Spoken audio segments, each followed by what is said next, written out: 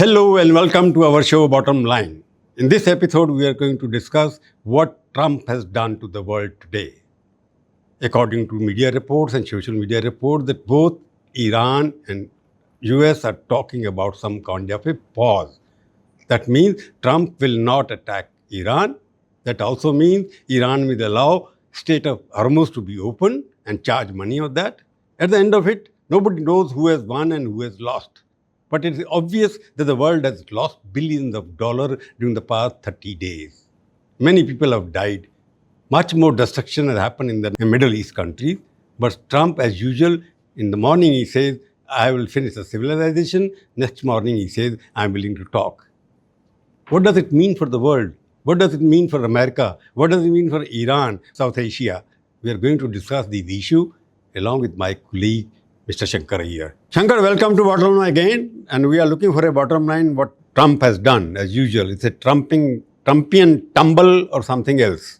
What do you make out of it? I can't make anything out of it. Because he says something in the morning that I will finish civilization altogether. Second day he says, no, we are sitting together. We are friends again. We will make them develop faster. You will become developed. We will give you money. Everything I will give you. I can't make out what has happened, in fact. So it is the way the 10 points of the peace plan has been listed. The first thing is that nobody has an official copy of it. Everybody has gathered points from someone, and so 10 points are there. Now, if you look at the 10 points, Prabhu, I would tend to agree with your view that this is a Trumpian tumble. I think there is no bottom line in this for Trump. I mean, everything that he has been ranting about for the last 1 year, nothing has changed. There is, for instance, what was his first demand? Help is on its way, regime change. The same regime is there. Then Netanyahu and he spoke about the nuclear facilities, enrichment of uranium, plus the missile sites. Now the 10 point says we will continue to enrich. Because the problem with Trump is that there are 24 hours a day. He makes 27 statements. He makes 27 statements. So you can't figure out which one is correct. But yesterday he said, I'm going to finish the whole civilization in Iran. And when we wake up in the morning, we found that no, it is not civilization, end of civilization. It is the end of Trumpism for the time being. It's a pause, but it's the beginning of his end. We don't make out. Because something which is made up that first time Strait of Hormuz, which was according to Maritime International Treaty, is a free trade zone where everybody can pass without it's a maritime which is used by international boundary. We found first time that Trump has already given up this right to Iran unilaterally. That means that is correct, that Iran will be able to impose like toll, na dakati hota na, jaise when you walk through my door, I'll charge you so much of money. So Iran has been recognized official dacoit, ransom collector by Trump himself. That's the one fallout of this which I can make out. What happens, we don't know. So this is the terms of trade which he has settled to save his own skin back home and destroy the rest of the economy. Because Japanese Prime Minister has given a statement today, yes, she has spoken to Trump also, that it is not possible, but what he says, international public good. She has used the phrase, international public good, we can't accept it. So how it will be implemented, I don't understand. Because $80 billion of oil from Japan comes from that Hormuz. So the toll itself is a very interesting concept. Till now, as you rightly said, that there has been no toll for 47 years of this Islamic government of Iran. The other thing is America's first wars were on tolls imposed in waterways, and it has always fought for free navigation. Now Hormuz, every day around 140, 150 ships pass through. At the rate of $2 million, the Iranians will collect about $100 billion, which they didn't ever imagine that they would collect. So every day? No, $100 billion in a year. Every day would be roughly in a year. So every day would be about $300 million or something. So what Iran has done, it has got a bigger weapon now than even the nuclear bomb. See, the nuclear cannot be used, but you can shut off Hormuz anytime. So The basic. they've handed over a much more potent weapon to, and I think one thing that I noticed is that in his statement on Easter Day, where he used four-letter words and abusive language, and his second statement where he said a civilization will be finished, was reflecting his desperation, his frustration. And so he has agreed to talk about whatever the first piece of paper that has come in front of him. I think he has accepted. There must be enormous internal pressure. If you see, Marco Rubio is not going for the peace talks. It is JD Vance who is going. So in that cabinet, Marco Rubio is the pro-war fellow and JD Vance is the anti-war fellow. No, coming back to this, what has happened today, because it is going Friday, talks will start. What happens on Friday, we don't know, because Trump may wake up next morning on the wrong side of the bed and say something else. But coming what is existing today, that is one thing very clearly happened, that you are given, you started the war, you destroyed the economy of many nations, and for that punishment has to be made by everybody else. You are given the right of collecting to Iran, which was not there. So America unilaterally are granted the right to collect toll to Iran, which is not acceptable to anybody else. So what's the way out? It's not working out altogether because most of the people will not accept it. Now, this thing, what you're saying is, it is not even America. The world will pay for a madness of Mr. Donald Trump, because it was his What I'm saying, dream na, that he will do, that he will change regime, he will do this, he will do that. And then once those aircraft got $600 million of aircraft they lost in the desert there, after that, I think, after that setback, I think they decided, okay, let's pull out. And this here, 10 the point program. $2 million may be one issue, but that could be even accepted. But the insurance companies should be willing to insure the ships, no? Because this is such an uncertain situation that they have created. And even if $2 million are paid, what is the guarantee some other fellow is not going to fire at you? Yeah, there are Houthis that are around that area also. They can fire from the other side. They can do it. But coming back to this whole fundamentalism, because war was started because Netanyahu wanted to start the war, and Trump fell into that trap, and therefore everybody got together, and Iran would use economic tool like this, what they've done. It was not anticipated by their World Bank economists or the Harvard educated economists. They will not press. They were raising the issue, but subtly. But within the Trump administration, obviously nobody knew that this could be used by Iran. The result is that this economic blockade. Now it is a blockade in terms of you pay the ransom, you get your oil. You don't pay the ransom, you won't get your oil. So in the end, Trump has also lost, so has the rest of the world, because they are to end up paying billions of dollars to Iran, illegitimate government. There is no government there. Who they are dealing with, we don't know. Whatever the thing, Iran has found the perfect in the geopolitics of wrestling, or the wrestling ki geopolitics. Iran has found the perfect chokehold. Whenever they want, they can shut this strait, which nobody had imagined. Some people had, for 20, 30 years, this has been there in the US security establishment, that you don't touch Iran because he will do this, they will do this, or whatever.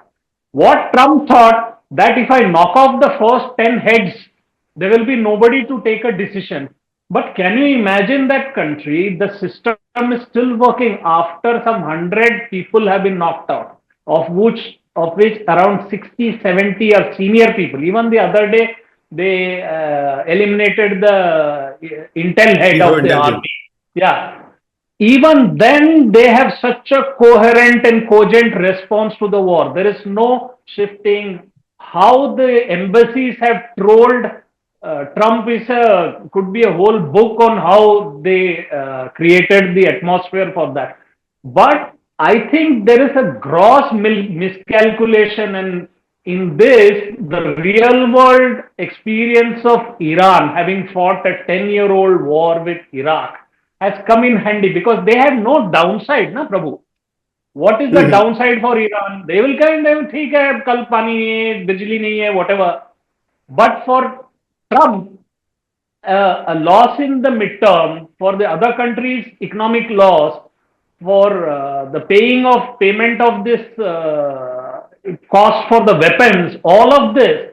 And the asymmetry is so beautiful in this war because Iran is like David and US and Goliath. irregular Goliath.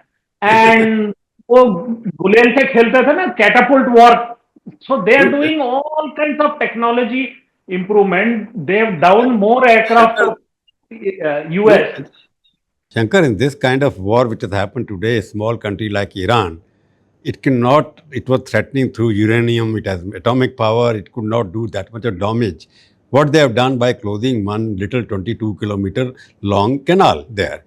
So they had the hidden weapon which none of us could understand, none of the Americans can understand. It's a case study for Harvard University. They do all kinds of faltu studies. They can do a Harvard study how to manage win a war without fighting. Basically, their leadership is No, killed, no. their leadership is eliminated. Who runs even we don't know. There is the president, there is a speaker, there is somebody else. We don't know who are they talking to. But question, in this is new economic terms of trade which has been dictated by Iran. They're, they have dictated terms of they have redefined the international trade now. No, the whole game theory, which several universities have been sort of writing about game theory, the zero benefit theory, the game theory, everyone will lose, nobody will lose, Pareto possibility, Overton window, all of this has been reduced to one neat column by Iran saying that if you touch me, I will touch. Not only the Hormuz Straits, Prabhu, their ability to strike at will across the Gulf nations. So all the US bases have been hit. Now the US armed forces, many of them can't live in the bases. They are all staying in hotels. So they have chosen their plan very well. And I think that there is a big lesson here that what is unacceptable, what the Japanese Prime Minister also said in terms of there are things that are not acceptable in international. Yes. I mean, the Shankar, morality, immorality of it is stark. no, Shankar, there's another thing which seems to be happen. Earlier in the international economics, global trade, whenever America used to smile, rest of the world used to laugh also, feeling very happy. Right. So what is happening now, if the America is now crying, the rest of the world is laughing now. That okay, America goes down, rest of the world goes up. Like stock market has gone up today by 2,000 points or whatever. All over the world, I am told stock markets have gone up. And America was bombing them, it was going down. So it's an inverse relationship happen that American system, American way of looking at the thing is really almost is becoming a myth now because international trade doesn't depend on what America does. No, that is true in a sense that the unity that was there around what America said and everybody sang the chorus, that's no longer there. And that came very obvious when the NATO allies said, no, we will not come and help you clean up this mess. Because they said, we have not been consulted. This is between you and Netanyahu, deal with it. And even on the economic front, they said that, okay, we will deal with whatever our pain is, but we are, and so the most interesting thing is that for 15 years, this country, Iran, has had a sanction on it. Russia has had sanctions on it. In the 30 days of this stupid war, Trump has had to lift sanctions on both the countries. Not only that, now Iran says lift primary sanctions, secondary sanctions, release our assets. So what has Trump achieved? What has this war achieved for them? No, basically, Iran has become much more richer in terms of availability of funds available to it. Sanctions are going to be lifted. Hormuz will become a source of income for them. Uranium they will retain. What has America got in this whole thing? That's the bottom line. Actually, what has America got is not clear. I mean, Yeah. the amount of money that they spend, the people that they put at risk, their own soldiers have got killed, they lost equipment, and they have earned such ill will across the nation because of that one incident of 160 children being killed in that school in Minab. What would America say if this was to be summarized? I think even the AI chat GPTs and Geminis will have a tough time summarizing this 36-day war. And what's so sad is that there was a time, as you rightly said, when America set the standards of language, of conduct, whatever. Whether they followed it or not is a separate story, and we in India have had much experience about this, starting with Kissinger and Nixon and others. But there was this illusion, at least, So I'll that stop this you, Shankar. war has I'll interrupt. I'll interrupt you here. Now, looking at what is happening, we are going to conclude it. What is happening now? The geopolitics has taken an interesting turn. Now, Iran seems to be more powerful than America. The rest of the world, which was affected, would like to have direct access to Iran after sanctions are lifted, obviously. Now, geopolitics is that you're talking about the whole, ultimately, it was becoming a unipolar world. Everybody was turning towards America. Russia was going down.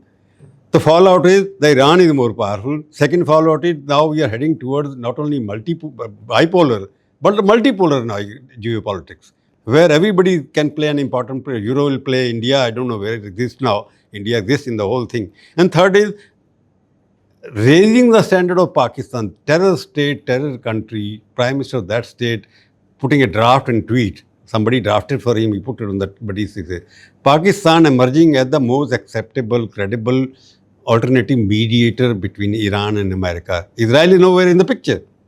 So these three changes in the geopolitics means Iran becoming much more acceptable now, more correcting the more way of money, and China and Russia are not playing a very important role, yet becoming more important players in terms of economics. Third thing which is more important, if you have heard or not, I heard the Singapore foreign minister, he was talking on the speech. He says, you are talking about this 40 to 22 kilometer, 27 kilometer. Singapore, state of Singapore is much more important. It is only 2 kilometer nautical millimeter, and much more oil and everything flows from that. He said, we cannot accept it because we are allowing free access. How can somebody else put it there? This is the third dimension coming into the state of Singapore, which is just 2 nautical miles, and they are not willing to accept Hormuz as a conditional where you have to pay. So many questions have arisen out of this toll. Multipolar discussion, American allies like Japan not agreeing with. So whether it will work or not, I don't know. Pakistan, failed state, how can they hold something there? So two great paradoxes, Prabhu, in this.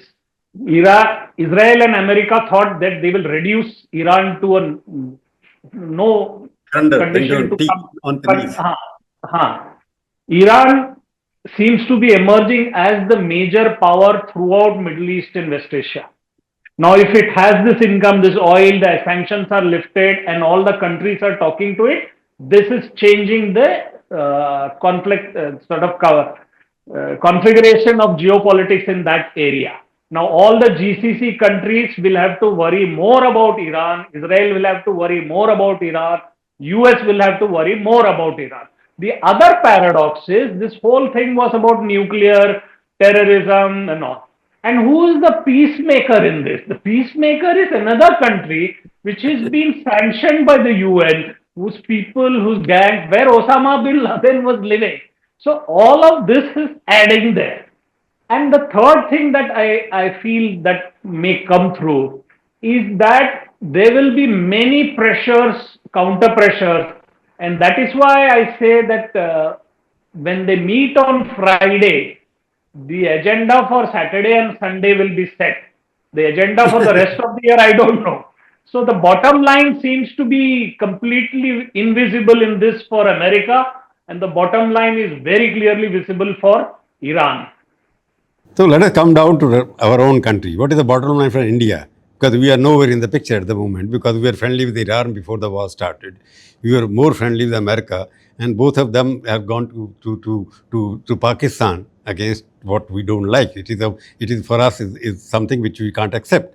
So what is bottom line? Our markets have gained, that's the one thing. But our gases are expensive, our other things are expensive, our supply chain has broken. So what is the good? It is a good news for us, at least in terms of economics, isn't it? But the crude oil prices are not going to fall that immediately because capacity has been constrained. There is a lot of destruction. So what we were buying at $65, we will be paying around $85, $90 or $85 as the RBI has estimated. The dollar which we were buying for 85 rupees, we will be buying for around 95 rupees. So we had not gained economically in this, and this will visit this year's economic growth. Moody's has already downgraded our GDP and all. The second part, the more important part, is that geopolitically we have made some missteps. That is very clear. That we have not been able to read the picture, read the room, as they say. And in this, the first time in 7 years, Iranian oil is coming to India. And we have declared it, announced it, and everything. But why we stop buying, why we start buying, why we are buying Venezuelan oil? So, are we sort of following the diktat of America? Is the question that is there in the minds of people. And this is something that will need a lot of clarification because for the first time in 80 years, India's economic decisions are being sort of pushed into corners. Yeah, you are dependent. Don't you think that this is the feeling that our foreign establishment, the foreign affairs establishment, had a full faith in American might that they will be able to demolish Iran? That is what miscalculation started. That America will be able to finish Iran. Therefore, they went openly favored Israel and America all the time. Do you think that was a misplaced misunderstanding of the situation? I think it's what they call confirmation bias. You want to be with us. So Julius Caesar had said that you people normally believe what they wish for, and that is what seems to have happened. That you want to be in a particular group. So you said that for 15 days, all the channels and all were all saying how Israel has hit Iran and how this. And suddenly they our confidence in America and Trump was misplaced. That is the bottom line. Yes, the bottom line is that our trust in Donald Trump was totally misplaced. Misplaced, and then emergence of Pakistan is not a good sign for us, whether it survive or not. And third, the bottom line is, what are the chances of this pact pause for what is the 15 days pause which is going to be there? Will it survive till Friday or not? Chances are 50-50 or 0 or 50-100. So, without using my economic both hands on the one hand, on the other hand, I can say probability. The probability is around 40%, I think, less than 40% that this peace deal will survive. The 60% it won't survive, you are saying?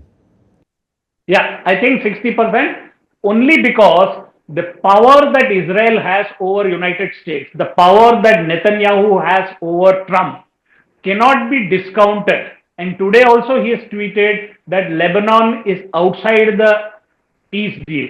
Now the Iran is not going to accept Hezbollah being bombed. Japan is objecting to toll. Other things I'm just talking about.